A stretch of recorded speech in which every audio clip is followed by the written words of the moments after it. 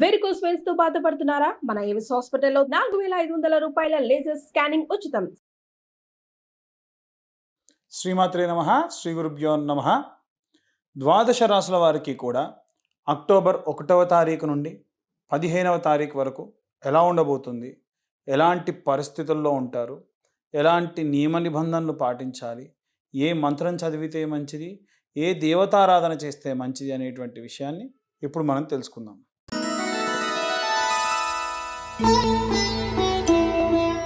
మకర రాశి వారికి సంబంధించి అక్టోబర్ 1వ తారీఖు నుండి 15వ తారీఖు వరకు ఎలా ఉండబోతుంది అనే విషయాన్ని ఇప్పుడు మనం తెలుసుకుందాం. ముఖ్యంగా ఈ యొక్క మకర రాశికి సంబంధించిన విషయానికి వస్తే, మకర రాశి అనగానే మనకు బాగా గుర్తొచ్చేది ఏంటంటే ముసలి. ఈ యొక్క ముసలి లక్షణం ఏంటంటే అది నీటిలో ఉన్నంత వరకు చాలా కంఫర్ట్గా ఉంటుంది. 1000 ఏనుగుల బలం. ఒక్కసారి నీటి నుంచి బయటికి వస్తే దాన్ని చాలా రకాలుగా వాడతారు. అయితే ఈ యొక్క మకర రాశిలో ఉన్నటువంటి వారికి కూడా ఒక మంచి సపోర్ట్ ఇస్తే వాళ్ళు అద్భుతాలు చేస్తారు. వాళ్ళని కనుక ఎవరైనా సరే, ఉదాహరణకు విద్యార్థి దశలో ఉన్న వాళ్ళని ఎవరినైనా సరే బాగా ఎంకరేజ్ చేశారనుకోండి, వాళ్ళు అద్భుతమైనటువంటి విద్యాబుద్ధులు నేర్చుకుంటారు. ఆ తర్వాతకి ఒకవేళ మీరు ఒక గృహస్థ అయ్యి ఉండి, ఒక ఆడవాళ్ళు ఎవరైనా వర్కింగ్ ఓన్లీ ఇంట్లో ఉండేటువంటి హోమ్ మేకర్ అనుకోండి, మీకు ఏదైనా మంచి ఒక స్టిచ్చింగ్ ఉంది వచ్చు, మిమ్మల్ని సపోర్ట్ చేసి ఎంకరేజ్ చేస్తే గ్రాండ్గా పెద్ద బొటిక్ పెట్టి లక్షలు గడించవచ్చు. అయితే మీకు సపోర్ట్ చేసేవాళ్ళు లేకపోతే అలాగే ఒంటింటి కుందేలాగే ఉంటారు. మిమ్మల్ని సపోర్ట్ చేస్తే ఖచ్చితంగా మీకు అద్భుతాలు ఫ్యూచర్లో చూస్తారు. అది నీ ఉదాహరణకు చెప్పా, ఇంకా చాలా ఉన్నాయన్నమాట. సో ఇది కూడా ఏంటంటే, ఎవరైతే మిమ్మల్ని సపోర్ట్ చేసే వాళ్ళు ఉంటే వాళ్ళు అసలు వదులుకోకండి. అరే ఇదేంటిది, ఈయన ఊరికే ఏదో చెప్తా ఉంటాడు, మన అనవసరంగా ఇవన్నీ ఎందుకు, వద్దు అనేటువంటి భావజాలం నుంచి మీరు బయటికి రండి. ఎవరు సపోర్ట్ చేసినా సపోర్ట్ చేసే వాళ్ళకి చాలా దగ్గరగా ఉండే ప్రయత్నం చేయండి. దానివల్ల ఖచ్చితంగా మంచి జరుగుతుంది. ముఖ్యంగా చూసుకున్నట్టయితే ఈ మకర రాశి వారికి ద్వితీయంలో రాహువు, తృతీయంలో శని. ద్వితీయంలో రాహువు మిమ్మల్ని మొత్తం పూర్తిగా ఇలా ఉన్నవాడిని ఇలా చూపిస్తాడు. అసలు ఏదీ లేదు, మీ పని మీరు చేసుకుంటుంటే అసలు ఆ అబ్బాయి మొన్నొచ్చి ఏం గొడవ ఫంక్షన్లో ఏముండదు. మీరేంటంటే పిల్లలు ఏదైనా అరుస్తుంటే అరే వద్దురా కామ్గా ఉండని చెప్తే, ఎవరు నన్ను చెప్పారనుకోండి, అలా మాట్లాడతారు. ఇక తృతీయ స్థానంలో శని. వీరి యొక్క రాష్ట్రాధిపతి అయిన శని తృతీయ స్థానంలో ఉంటే ప్రాపర్ కమ్యూనికేషన్ చేస్తారు. కానీ వీరన్నీ క్లియర్గా చెప్పి అంత బాగుంటుందని చెప్పి ఎక్స్ప్లెయిన్ చేసి ప్రాపర్ కమ్యూనికేట్ చేసినా వీరిపై బురద జల్లేవారు ఎవరో ఒకరు ఉంటానే ఉంటారు. వాళ్ళ గురించి మీరు అసలు పట్టించుకోకండి. అలాగే 6వ స్థానం నందు గురువు. గురువు ఎప్పుడూ కూడా ఏంటంటే 6th హౌస్లో మీకు డిసిప్లైన్డ్గా ఉండాలి, పనులన్నీ కూడా ప్రాపర్గా చేసుకోవాలి, మన పని మనం చేసుకోవాలి, యోగాభ్యాసాలు లాంటివి చేసుకోవాలి. ఇలాంటివన్నీ కూడా ఖచ్చితంగా జరిగేటువంటివే. కాబట్టి ఈ మకర రాశి వారికి ఇలా గురువు ఆ రకమైనటువంటి అంటే మంచి అలవాట్లని, డిసిప్లిన్ని అలవాటు చేస్తాడు. అలాగే 8th హౌస్లో కేతుగ్రహ సంచారం. 8th హౌస్లో కేతు ఎప్పుడు కూడా పరివర్తన. అయితే మీరు మారాలి అని అనుకొని మీరు ఏదైనా డిసైడ్ అయిపోయిన తర్వాతకి, అక్కడి దాకా వెళ్ళిన తర్వాతకి మీకున్న వర్క్ ప్రెషర్ వల్ల, స్ట్రెస్ వల్ల ఆ టైం కేటాయించలేకపోవడం, ఏదైనా వస్తువులు మర్చిపోవడం, అంటే నేను ఏం చేద్దాం అనుకున్న నాకు సపోర్ట్ ఏమి రావట్లేదు అనేటువంటి భావం ఎక్కువగా ఉండేటువంటి అవకాశం ఉంది. అలాగే 9వ స్థానంలో ఈ యొక్క శుక్రుడు మరియు సూర్యుడు.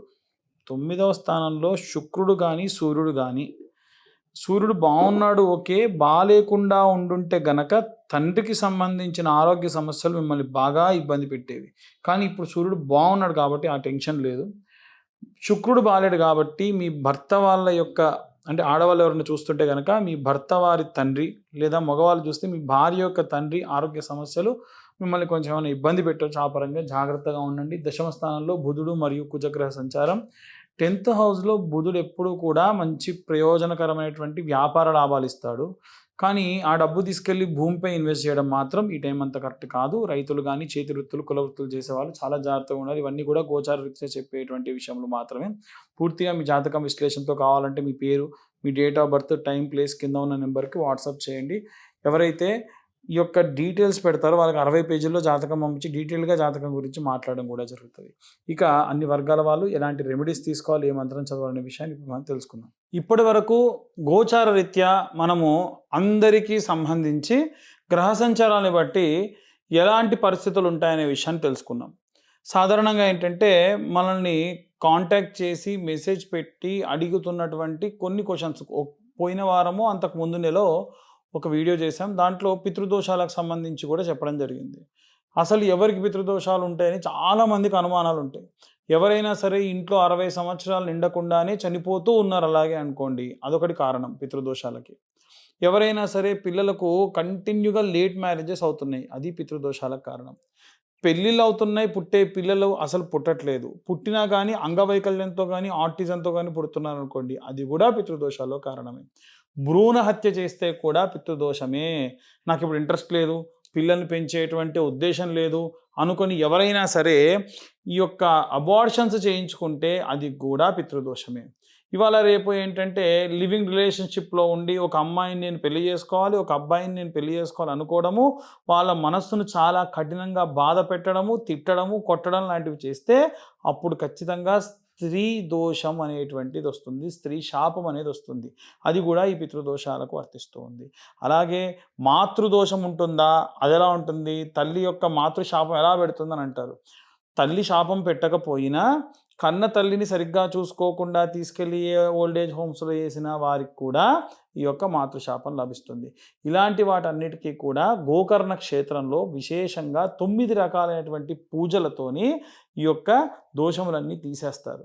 అందులో భాగంగా సంకల్పము, గణపతి పూజ, అలాగే వసు, రుద్ర, ఆదిత్య, ప్రేత ఆవాహన, ఆ తర్వాతకి మోక్షనారాయణ హోమము, మోక్షనారాయణ బలి పూజ, త్రిపిండి శార్దము, పంచమ పిండాలు, దశమ పిండాలు, అలాగే ఈ యొక్క ప్రాయశ్చిత్త తిలా హోమము, సముద్ర స్నానము, ఇవన్నీ కూడా ఉంటాయి.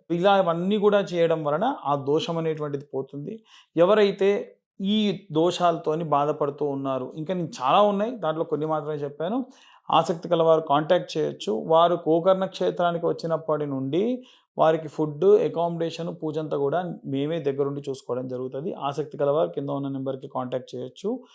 ఇప్పుడు మనం వీడియో స్టార్టింగ్లో చెప్పుకున్నాం కదా, ఎవరైనా రుణదోష బాధలున్నా, ఇంకా ఏవైనా సరే ఆరోగ్య సమస్యలు ఉంటే ఏ మంత్రం చదివితే మంచిది అని ఆ మంత్రాలు ఇక్కడ పెట్టడం జరిగింది. కింద డిస్క్రిప్షన్లో కూడా ఇస్తాను. ఆ మంత్రం ఏమిటి అంటే ఓం నమో భగవతే వాసుదేవాయ ధన్వంతరయే అమృత కలశహస్తాయ సర్వమాయా వినాశకాయ త్రైలోకనాథాయ శ్రీ మహావిష్ణవే నమః.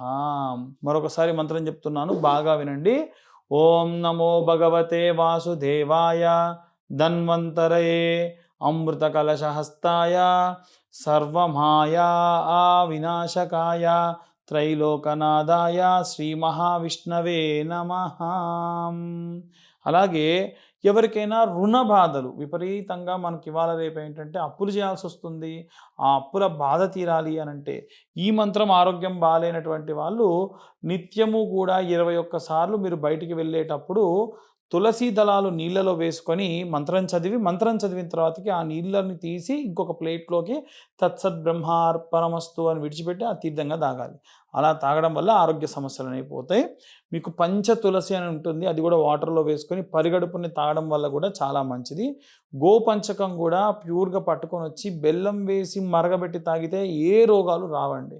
ఆరోగ్య సమస్యలు ఉన్నటువంటి వారికి అత్యంత శ్రేష్టమైనటువంటి మందది.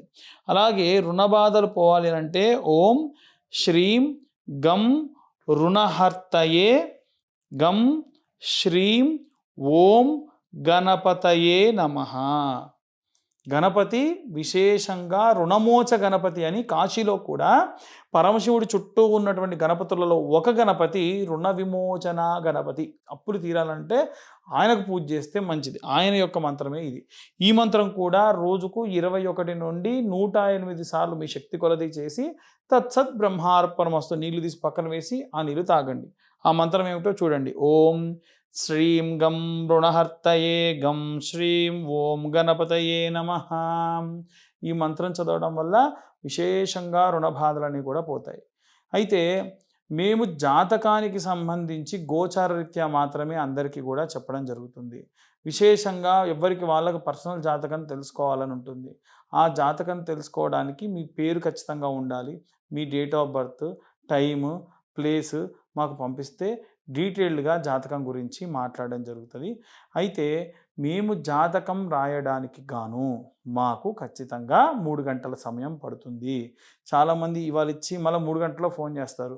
ఇప్పటి వరకు ఎంతోమంది జాతక సంబంధితమైనటువంటి కాల్స్ తీసుకొని ఉంటాం కాబట్టి కొంచెం ఆలస్యం కావచ్చు.